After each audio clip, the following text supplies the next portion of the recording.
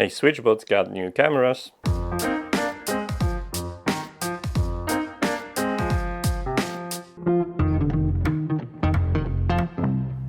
And with this silly intro, you probably know that SwitchBot has IP cameras. Hi guys, I'm Matt, and this is NotEnoughTECH. It's been a while since I've opened the video this way. Anyway, we are talking about indoor cameras from SwitchBot. Now, it was only a couple of weeks ago when they've introduced a bunch of sensors. They heavily expanding their ecosystem, providing even more options, and I really like so far what they're offering. Now, with their indoor cameras, you'll be able to add them to the ecosystem. You can get one for about $30, so let's investigate if that budget solution is any good for you. This price point puts SwitchBot's cameras very close to Sonos cameras, which were just over $20 itself, so definitely they aiming at the budget market. So let's take a closer look and see what are we given. Now, this is a 1080p indoor camera with two-way audio functionality. Now, inside the box you'll notice that, well, first thing, it's very similar to their motion sensor in terms of design. It's not a bad thing because, well, the ability to actually put that camera in different locations is a plus. Just as the motion sensor itself, it comes with a magnetic stand which you can either place at the bottom of the camera or at the back of the camera, allowing you to put the camera in different positions or just ditch it altogether and use it as is. It's down to you. Moving on, we have a micro USB connector for power supply and 2-meter cable. But why micro USB? Come on guys, you were doing so great with SwitchBot curtains introducing USB Type-C connector. I was super happy about this. What happened? Now, by the way, if you want to automate your curtains, SwitchBot curtains are there and the review is there for you as well. So, moving on, there is a SD card support up to 128 gigs. More on that later. Obviously, at the back you'll see the grill for the speaker, and in the front you'll notice a microphone itself.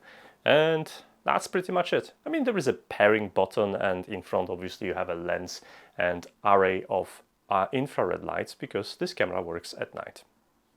Now that you know what you're holding in your hands, let's talk about functionality because, well, let's face it, it's important. This camera offers you two ways of doing things. You can either settle for continuous recording or motion trigger events. It's down to you. Just note, for continuous recording, you will need to put SD card in. While using SD card and selecting continuous mode, you'll access timeline, which will let you scroll through the timeline of individual days. For the most part, everything loads quite smoothly and experience is pleasant. However, I would really like the motion events to be somehow highlighted, just like they did in a Shelly webcam, also linked in there. So I hope that's going to come in a future upgrade, but you can access the motion events from the list. They have a nice and big thumbnails letting you know what happened. Speaking about motion detection, you have modes. Now, first, you can obviously enable and disable it if you don't need it.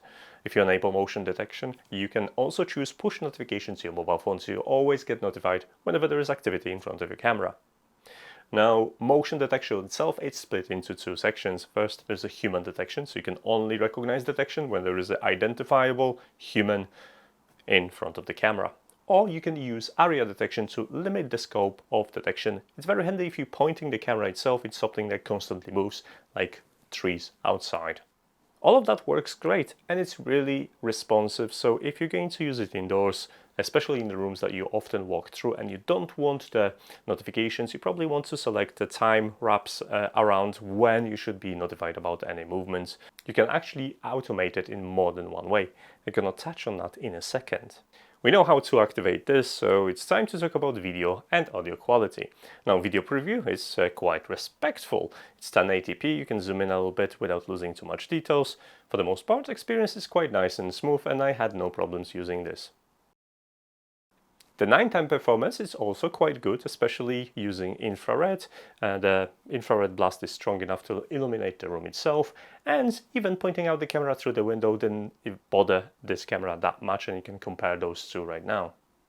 Bear in mind that this is an indoor camera, so the dynamic range of it isn't great, so if you're going to point it at something bright, like a fully lit window, you might lose a bit of the details inside the dark area, so take this in consideration.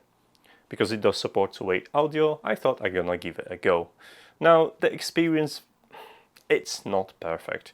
Now, the speaker itself, despite being actually quite small, it sounds reasonably good and it's reasonably loud. I don't have a problem with it. So if you wanted to know what the speaker is like and how it's a perfect opportunity to find out, because I'm talking to you over the camera speaker. But the built-in microphone, it struggles to actually capture the audio properly. You have to speak loudly, which is a big shame because for the most part, two-way calling experience was quite enjoyable. The video feed was nice and there was no much delay, so hey, I don't know what's going on, but I really hope they're gonna address that in a patch. All of that video and audio had to be stored somewhere, and you have two options. I mentioned already that you can store footage on SD card. This is preferable if you're using continuous recording. There's one problem: the files that this camera is going to record, they're not really readable on the computer. You'll have to export them through the app if you want to share them elsewhere, which is a bit of an annoyance, especially that the exports are slightly compressed and you can see visible artifacts on compressed videos. Something that isn't present in actual preview of the feed.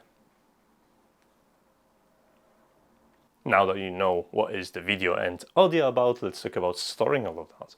And there is a cloud option which is encrypted and, well, it only stores the motion events. It doesn't store the continuous recording. If you want continuous recording, you'll have to use the SD card. The cloud plans are, I guess, reasonably priced. You get 30 days of storage of your events for about £5.60 and £56 for a year of your storage, so you get 2 months there. Now, if you do want to continue storage, you'll have to refer to the SD cards. And here we've got a bit of a snag because backing up all of this is going to be a bit difficult. On all the cameras, all I had to do is take out the card, stamp the footage, and I was ready to go. But SwitchBot uses their own file system, which means the files aren't easily read on the computer, so you'll have to refer to the app to export the files. But there are some redeeming qualities, which are smart integrations, which, as usual with SwitchBot, are quite cool. Now first, this is a Wi-Fi camera and it connects to 2.4 GHz network only, but you don't have to use SwitchBot hub to use the camera, so you can have an array of the cameras and they'll work just fine without the hub.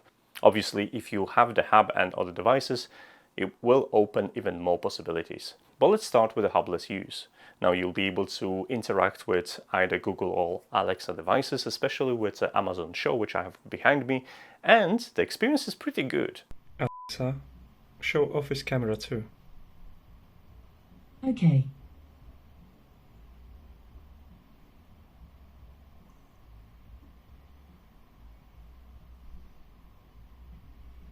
You are able to connect to the feed within 5 to 7 seconds, and the feed itself only has a small latency of about maybe half a second or so. It's very good. You can also use Alexa speaker to communicate with whoever is on the other side, which makes it handy, providing they're going to fix that audio issue. Otherwise, the person in front of the camera will have to shout to that camera. But what's really cool are the automation itself, because there's a couple of interesting ones. Obviously, you can use motion detection as trigger for your makeshift alarms, but there are other things that you can do. You can toggle the privacy mode, which I already mentioned. We can also set the camera recording mode from events to continuous recording, or even toggle the area detection to make sure that the camera detects the motion whenever you need. Apart from less than stellar microphone, the biggest disappointment is probably lack of RTSP, real-time streaming protocol, which means you can't really hook up to a feed and transfer a feed to NVR or something else. It's something that is missing, and I'm definitely going to submit my feedback to SwitchBot. Maybe they'll enable that in the future. Now, this is a $30 camera, which isn't terribly expensive, so if you're interested, in the description of this video you're going to find a link to the camera, and for next 7 days, 25% off, just so you could get it a tiny bit cheaper. So let me know what you think about the SwitchBot cameras and how would you like SwitchBot to improve on them. They're listening to feedback definitely, because they took on board some of my feedback already, so I'm looking forward to future firmware updates for the cameras. As for now, guys, thanks so much for watching. You know, I do not have a posting schedule, so if you're interested, you know how YouTube works. I'm not going to explain you that. I've got social media, you know how they work, you know how to get in touch as well, so bear that in mind. Thanks so much for watching, and I'll see you next time. Bye. You want this camera to trigger. It's very handy.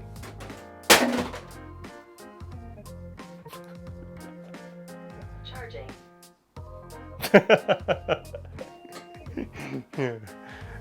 Poor Hoover.